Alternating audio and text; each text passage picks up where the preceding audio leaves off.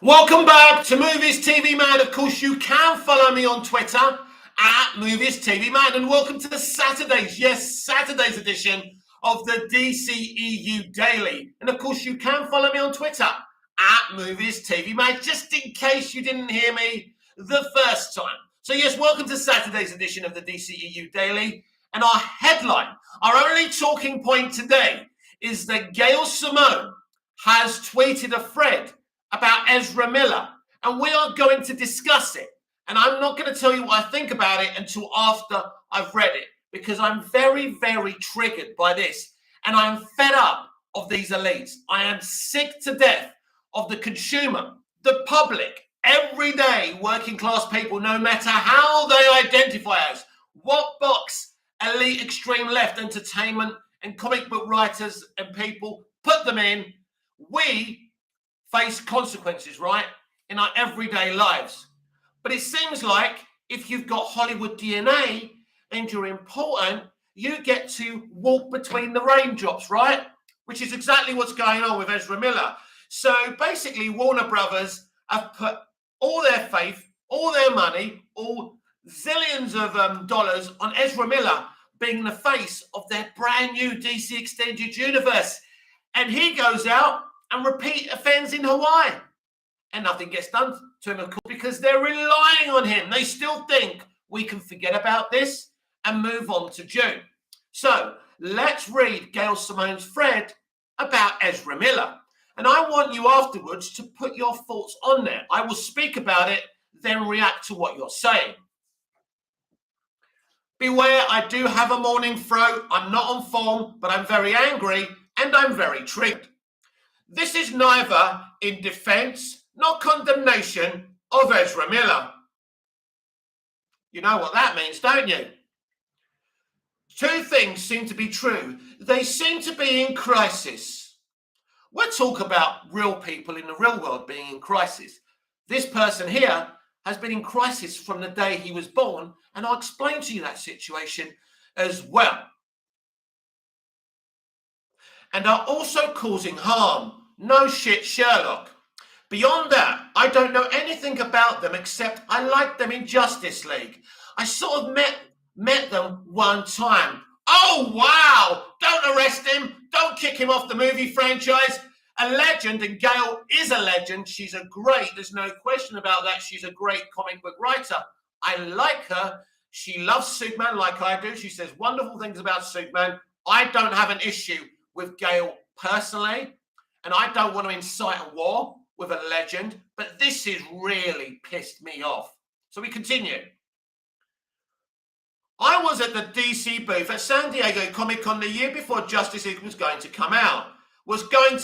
Yeah, you mean when they didn't bring out Zack's version? You mean that one, or do you mean when the Snyder Cut came out? Who knows? It must have been a year before Justice League came out. It's always been my favorite comic. I was excited it was getting made into a movie. The booth was 2 stories that year. I was doing interviews on the top open floor. The booth was always slammed, but I could look over and see the crowd being parted by security, and walking through the Red Sea of people was the Justice League. As a JL fan, it was thrilling. To me, it felt like, oh, there's Batman, Wonder Woman, Cyborg, Aquaman, and The Flash. It didn't feel like actors somehow. I already knew Jason Momoa, had not met the rest. They were ushered up the stairs of the booth to where I was. I briefly said hi on the way out, but it brought me a lot of joy. Even in that brief moment, I had met a lot of superhero actors. Most are nice. These were all nice, but it got better because they had a long table set on a raised platform for the JO actors to sign for people. Lots of cameras and lots of security. I was right in front of them, not on purpose, but because the entire area was immediately swamped. The actors were so swamped and surrounded that I was thinking, please don't be jerks. Please don't be jerks. Please be the people who should be playing my favorite heroes. And for the most part, they absolutely were. For the most part, did something happen you want to tell us about, Gail? Of course not. Jason Momoa and Ben Affleck both seemed a little tired and maybe trepidatious. Jason smiled for everyone, but Ben seemed a little more intense. Can't speak for him the whole time, but it seemed a little difficult for him. The signing link thing. Yes, Ben Affleck is really not a person for press. He can't bullshit it, and that says something actually positive about Ben Affleck. But there was two highlights. Gal Gadot, when she came out, every little girl in the audience lost their minds, and I mean, to them, she is Wonder Woman, and it was like seeing an angel descend. It was incredible to watch, and she was lovely to them all. So Gal is very good at faking it then, which made me almost cry. I had been going to SDCC for a long time. I couldn't even have imagined such a scene back when I started. It was lovely to watch, and I get those girls will never forget the day they met an Amazon, but that wasn't the best bit even. The best bit was Ezra Miller and Ray Fisher, Flash and Cyborg respectively.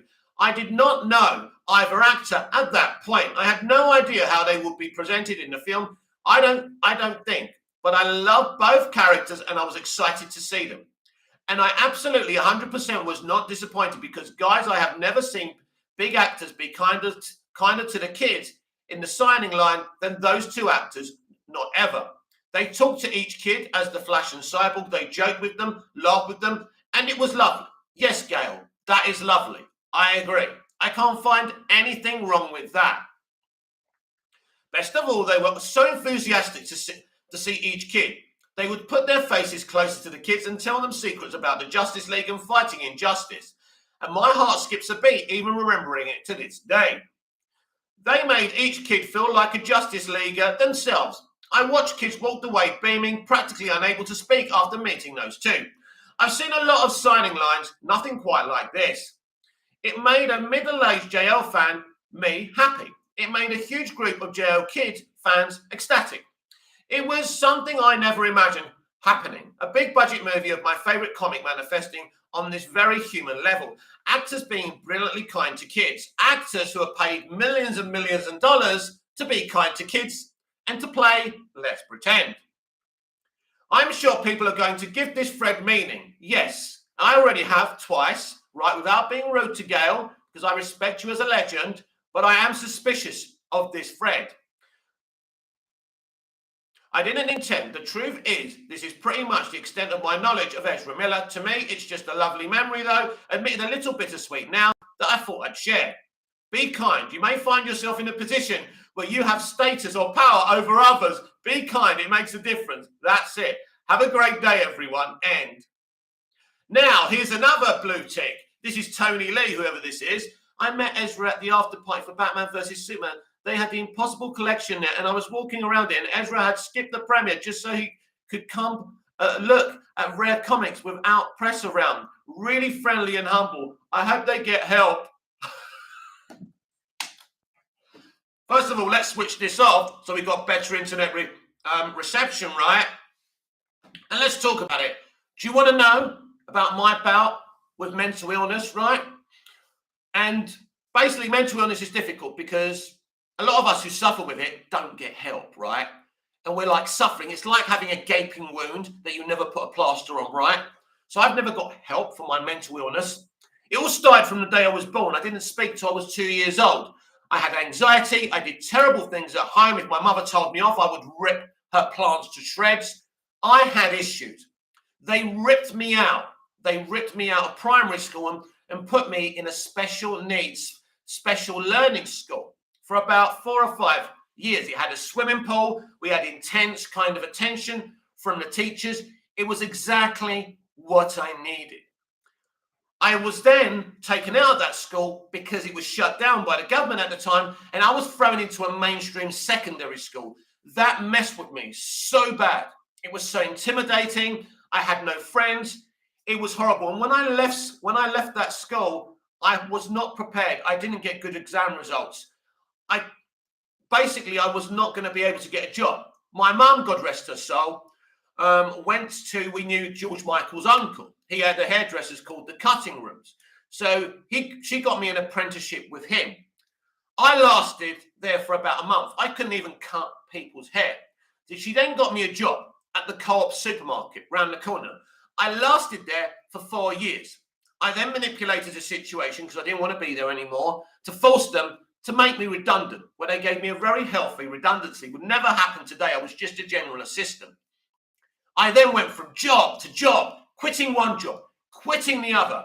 Being this dosser who was living in shared accommodation, my family were ashamed of me.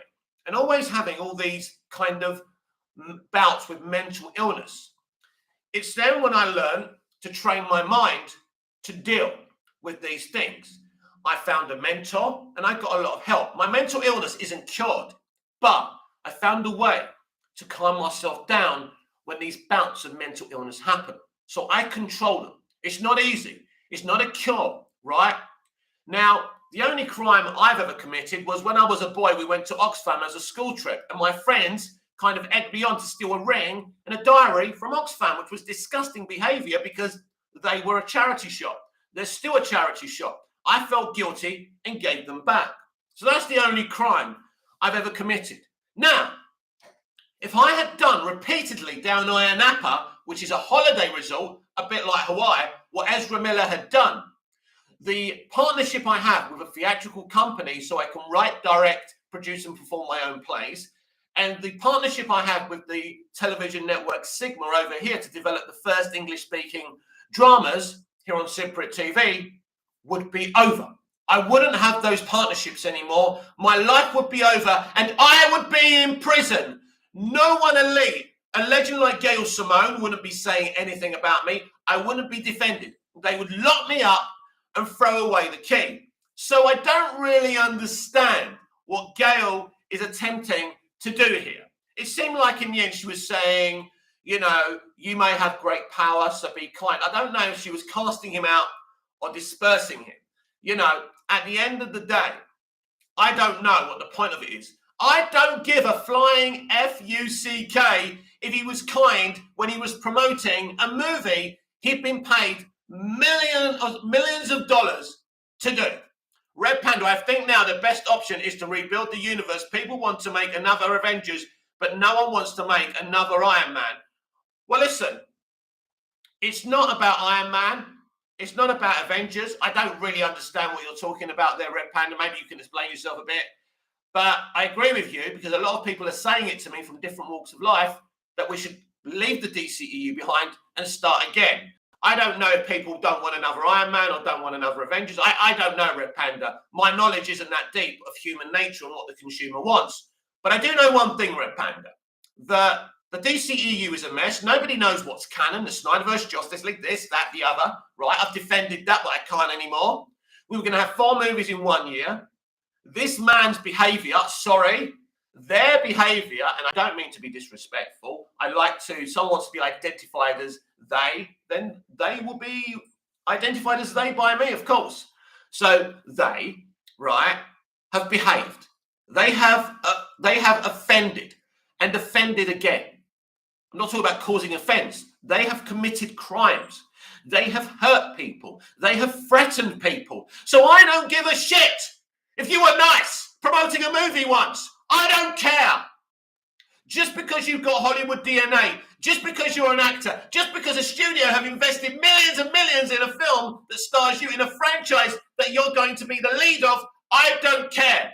Don't come to me, but he was nice once. My Nick's a good boy, really. He doesn't mean to be bad. I don't care. He's not Marlon Brando. He ain't even Russell Crowe, right? If it was them, I may agree. I may say, let them off. You know, my favourite actors who were legends when I grew up with them, I kind of thought, you know, I mean, Sean Penn did some bad things, right? And I always used to say, oh, so what? It's Sean Penn, isn't it? Which isn't right. But people are defending this guy like he's some kind of iconic actor, right? He's a good actor. He's a good generational talent. But he's nothing special. At the end of the day, people are not going to go and see this movie. And it doesn't matter if Gail Simone sits there and other people and other elites and legends say, well, he's a good boy, really. Now, as I say, I don't know what Gail's intention was here. She is the person who shielded for Birds of Prey, a crappy comic book movie. She is a person, I think, who did shield for Wonder Woman 84, but she definitely shielded for Birds of Prey, a very bad movie, an anti-male propaganda movie, by the way, which suits Gail down to the ground. Again, I don't have issues with Gail. I don't dislike Gail. She's a DC Comics legend. She should be respected. She loves my man Superman. So do I. We have that in common. But I don't care how nice he was, how he went to visit a comic shop when everyone had left after the promotion for BVS. I don't care. He's offended and re-offended. Amber Heard, this week, we've heard of the cruelty she's enacted to Johnny Depp. And all of a sudden, Hollywood are re-following him on Instagram. People like Jason Momoa. That says a lot. And I don't care if you don't like what I'm saying. The DCEU should be torn down. And let me tell you something. If you think, because you lot keep on saying to me, David Zaslav wouldn't do this, David Zaslav wouldn't do that, they'd lose money if they do that. This guy is so ruthless, and I know this. He'll be quite happy to chuck all the existing DCEU content on HBO Max and be done with it. Let it play out, let it happen, and start a new DC live action universe for the theatrical model. That's what's got to happen. That's what's got to happen. Because how do we go forward? Every night on my lives, you and me ask the same questions. What's going on with Batwoman? Sorry, what's going on with Batgirl?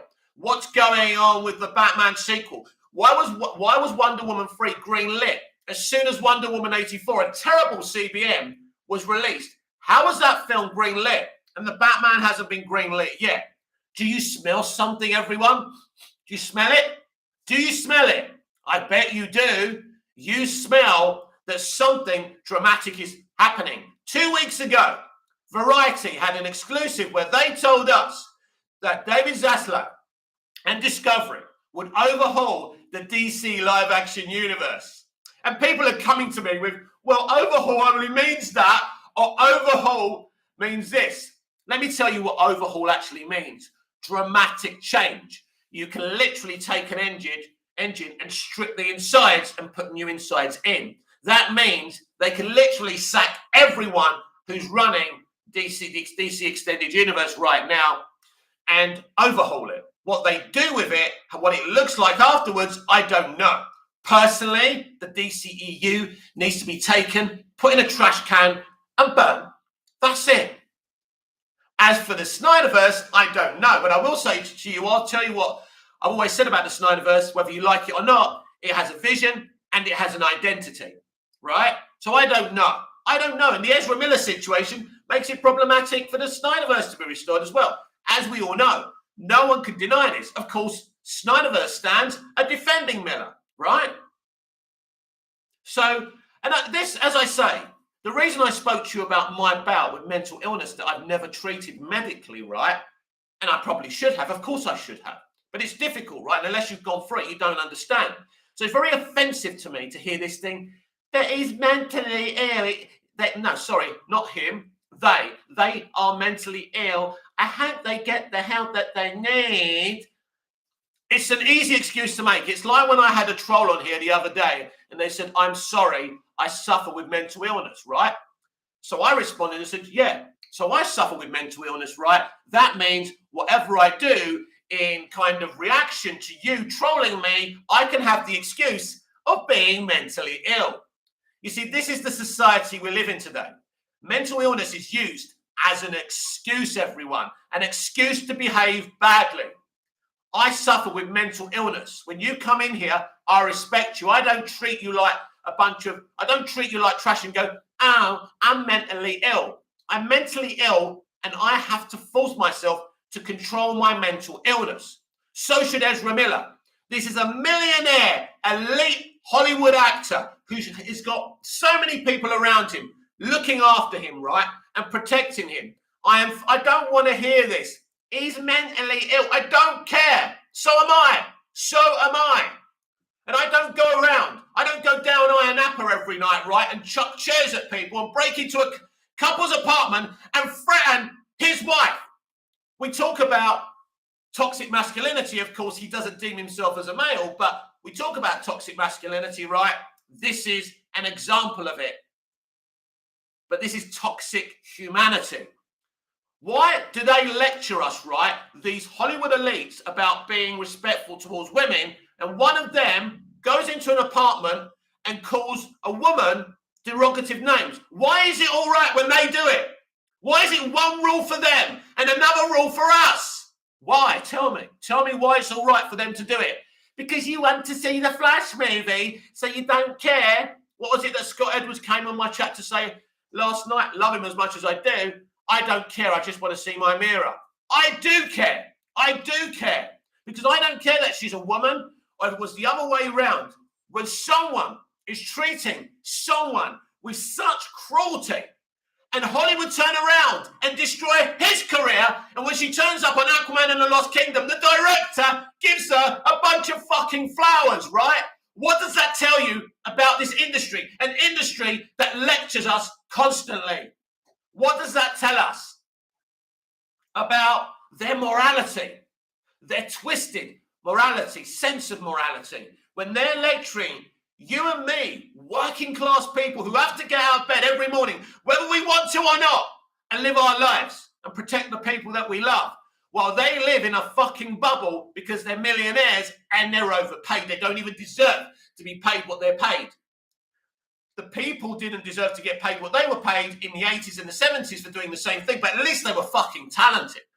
At least they didn't lecture us. Well, they didn't have the means to lecture us. Social media has changed everything, right? So I don't care that he was nice once. I don't care. It doesn't interest me. He must be removed. Amber Heard must be removed. And the DCEU must end. It must end. It doesn't work. Even with these two problematic people, even if they hadn't have misbehaved, it would have been a problem. They were going to do a Flash movie and replace Superman with Supergirl. How was that going to work? How are they going to get away with it? Of course, David Zaslav's not going to allow that to happen anymore because he knows Superman must be front and center, and that's what's going to happen. Don't tell me he was nice once. Don't tell me that. Most people have said to me, Mick, we've got to start again. This isn't working. None of it makes sense. And you're right. And some of you still want to see these movies, and I'm sorry, because you know how excited I was for 4 DCEU movies in 1 year. Hey, we may have even got Batgirl originally in this year. We may still do. That would have been 5 movies in 1 year. Ironically, they had 1 movie planned for next year. Nuts, right? Nuts. So let's, forget about Amber Heard and Ezra Miller. These people are creatively bankrupt. They didn't have a plan for 2023. But if they actually were supposed to release The Flash and Aquaman and the Lost Kingdom and Blue Beetle in 2023, why didn't they set that out as a plan from the beginning? Why did they tell me and you they were going to have 5 or at least 4 movies in 1 year? Why did they do that and get us excited? It's not right. It's not fair. They clearly don't understand what this means to us. They're not just films. DC, Manchester United, the football club I support, are a way of life for people. It means something. It means something to people. Now, it might be silly to a lot of people out there. It may be silly to the executives of Hollywood and the cool actors, right? Because you're clearly not fans of this stuff, and that doesn't matter. You don't have to be. But at least pretend you're fans of this stuff, right? But it does matter. So when you tell fans like myself and you lot watching that there's 4 DC movies coming out, we celebrate. We get excited. I mean, we look at 2023 and we think, what the fuck's going to happen that year, right? We think, fuck it, they'll do something. Even though that's illogical, we want to believe in the people in charge of our DC live action universe. Even though deep down, we know they're creatively bankrupt. Why? Why wasn't The Flash and Aquaman and the Lost Kingdom and Blue Beetle originally planned for 2023? And we could have had the Batman, Black Adam, and Shazam! Fury of the Gods for 2022. And we would have been excited. And we wouldn't be having these conversations. 80s rewind the times 90s. It means a lot to me, the DCEU. It helps me escape a lot of hard things in my life, as it does for so many people. And I absolutely emphasize with that. So here we are. They take things away from people. And I mean, look, the Ezra Miller situation is their fault as well. They forced him to do 2 movies, Fantastic Beasts 3 and the Flash movie back to back. They literally told him he would be the face of the brand new DCEU. This obviously put untold pressure on them. And this is what's happened now. He couldn't handle the pressure. He can't handle being the lead Justice League member. This is going to be, the Flash movie was going to be the origin story for the multiverse strategy. That's a lot of pressure on a young man who clearly can't handle pressure. But there are no excuses here, because we've all got pressure in our lives. We all have to pay the bills. We all have responsibility to someone and people out there who love us, right? But these people get to walk between the raindrops, and I don't like it. I don't like it one little bit. 80s Rewind, the times 90s. Mick, I agree with you. It means a lot to people. It does. And it's a mess. When they delayed The Flash on Aquaman and the Lost Kingdom, they were better off opening my legs, getting their fists and clenching them and squeezing them, right? It would have been a lot less painful, right? Because you told me this was a year of celebration, that in 2022, we needed heroes and we were going to get 4 movies. Peacemaker, brilliant. The Batman, brilliant. Now, we've gone from a year of celebration to removing films till next year, probably films that won't actually happen next year. Who knows? We found out that an actor we looked up to, Ezra Miller, as the Flash, is going around acting like a thug, allegedly, right? Kids are seeing that. So Gail Simone, when you say he was so nice to children in that thread, what do those children think now when they saw the people, when they saw the person being nice to them at San Diego Comic-Con acting like a freaking thug? How do those children feel now when they're a little bit older, right? Believe it or not, these people probably don't get into acting to be role models. But when you play these characters, you are fully aware that you're a role model. If you want to act like a twat, do it privately so no one can see you. Like Tom Welling probably did, like Christopher Reeve probably did. We never saw them acting badly. They knew the public face was very important when you're playing these characters. 80s Rewind, at times 90s. God bless you, brother. I love your passion for DC. Thank you for speaking up and speaking out. You're welcome, because I think someone has to. There's 2 sorts of fans out there today, especially in the online communities. There's the shills, that whatever they see, if the Flash was to replace their favorite character, they'd still be, oh my God, that was amazing. Oh my God, I love Sasha Calle as Supergirl. So much better as Henry Cavill's Superman. You get those type of fans who will just say they like any old shit. And you got the fans who are honest, who say this is bad, this is shit. Now, we're seeing Hollywood replace iconic male characters all the time. Here's a hilarious version for you. In the 80s, we had a show called The Equalizer starring the iconic, legendary Edward Woodward. He played Robert McCall. Then, brilliantly, one of the best actors in the world, Denzel Washington, played a movie version of that character. Perfectly fine, right?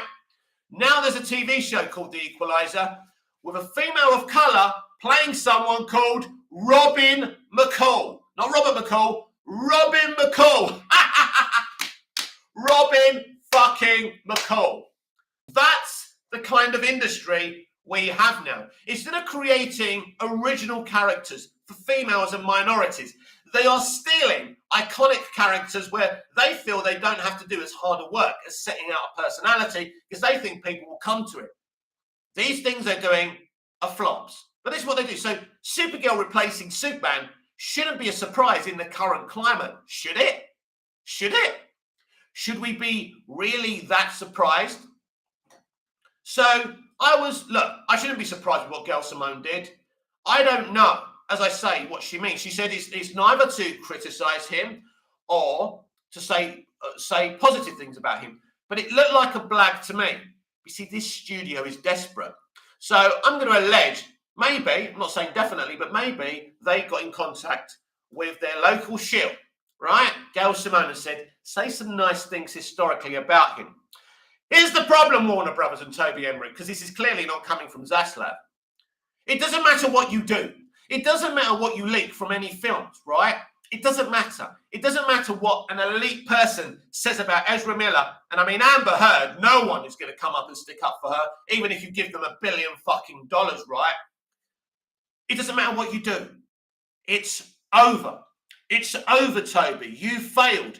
You should never have driven Zack Snyder of his DCEU Snyderverse. Whether you were scared about the critical and journalistic and consumer reaction to his movies, all you had to do was let him finish up. He would have incited a flashpoint himself, and we would be where you would want to be now. You made these mistakes, Toby. You and Kevin Sujihara.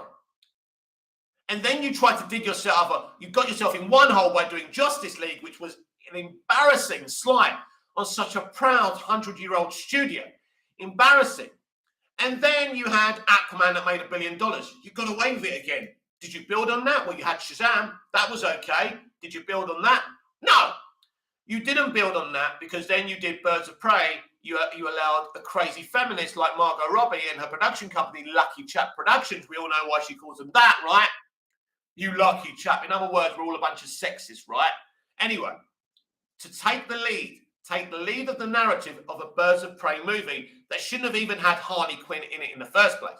Then you let an untalented person like Patty Jenkins, who took credit for a film that had nothing to do with her, the first Wonder Woman film, so we all kind of wrongly thought she was going to do something amazing with the sequel. She did not. This is all on you, Toby. And now, Gail Simone's coming out telling us about how nice Ezra Miller was to the kids. Well, I'm not buying it, anyone. I'm not buying it. And I'm a bullshit sniffer. I'm like my late father. I sniff out bullshit. And I can see through people. I'm like Superman. I can see through people. Do you get it? And this thread is the biggest bunch of bullshit I've ever read. Be kind. Be kind. I don't know what your point was here, Miss Simone. What's that? Gail Simone, that's the name. Right.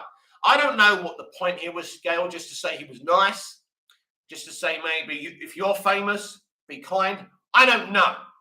But the whole thing started off where he's causing harm and he needs help. Maybe, Gail, he doesn't need help. Maybe he's just a spoiled Hollywood brat who think he can treat people in any way and get away with it. Have you ever thought of that, Gail? Maybe the man's not ill at all. I don't know. I've got enough mental illness to deal with without dealing with his mental illness. It isn't my problem. It isn't my problem, right? Hollywood and Warner Brothers should get him the help he needs. Why aren't they doing that? He's reoffending. He's going back to Hawaii every night, doing whatever he's doing. And he will do more bad stuff until he does something so bad, it will be unforgivable. Then they'll finally remove him off the movie when it's far too late, when he's done the ultimate damage they can no longer cover up, right? That's the problem with Hollywood. They stand there using social media to talk about the other political side being the devil incarnate. They talk about gun control and being against having guns in people's homes when they use real guns on their sets, right? And someone died last year because of it. This is the hypocrisy in Hollywood. They tell you to be compassionate and kind. They say they believe in kindness and compassion, and they treat each other like shit. They got rid of Johnny Depp. We've got these actors now having a go at method actors like Jared Leto. You absolute twats. I understand. I've worked with method actors. They're frustrating to work with, but you don't out them publicly because they're not being difficult on purpose. It's just the way that they are, right? So this industry is ugly. It's full of ugly people. And I'm not going to sit here and say, oh, boo-hoo, boo-hoo, poor Ezra, he needs help. Why isn't he getting the help, right? Why is he still in a job? Something has to be done here. They have to announce they're ending this franchise. They're in a mess. They don't know what they're going to release, what they're not going to release. I do believe Shazam! Fury of the Gods and Black Adam will be released. There is reshoots. I think they will connect those movies closer together. And when those movies come out, they're hoping we forget about the other clusterfuck. Clearly, they're going to move away from the multiverse strategy. At this moment in time, they cannot go forward with this multiverse strategy. Now, if I'm wrong, and they do release Aquaman and the Lost Kingdom, which they possibly could, and the Flash movie, get ready for a storm. But that's not going to happen. Even if the Flash was to be released, there would have to be reshoots. They have to talk to Cavill. But I think, as a lot of you have said, I believe that the best thing going forward now is to restructure DC Live Action, like Zaslav and Discovery have already told the existing people at WB Pictures, and move away from the DCEU. The DCEU, from the moment Snyder left, ceased in being the DCEU that some of us known and loved or known and hated. Once Snyder was driven away, the DCEU should have been buried and they should have started again with a brand new leader. But they didn't do that. And that was their mistake. And they're still paying for that mistake today. 80s rewind times 90s. I admit I have battled mental health issues pretty much most of my life, but I still know the difference between right and wrong. Well, the rules for us real people who don't have Hollywood DNA, are not protected by elites, are different. The rules for the working class are different. But there's one thing about the extreme left in the entertainment industry you must remember. They are very authoritarian people. And what's good for the goose isn't good for the gander. It's all right for them, sitting in their high tower buildings, so no one asks them for an autograph, telling us how we should live our lives. But when they offend and re-offend, it's a different story, isn't it? This has been the DCEU Daily with me, Mick, here on Movies TV Mad, your host with the most. Just ask your girlfriends and your wife, please like, share, comment, subscribe, hit the notification bell so you never miss this perfection. And I'll see you tonight around 6 p.m. UK time for Movies TV Mad Live. Until then, goodbye, au revoir, auf Wiedersehen. See you tonight. Thank you, everyone. 80s Rewind times 90. Take care, my friend. Have a great day. And thank you for coming into the chat. 80s Rewind times 90s. I will see you all tonight. Keep supporting the channel. Keep on spreading the big word. See you tonight.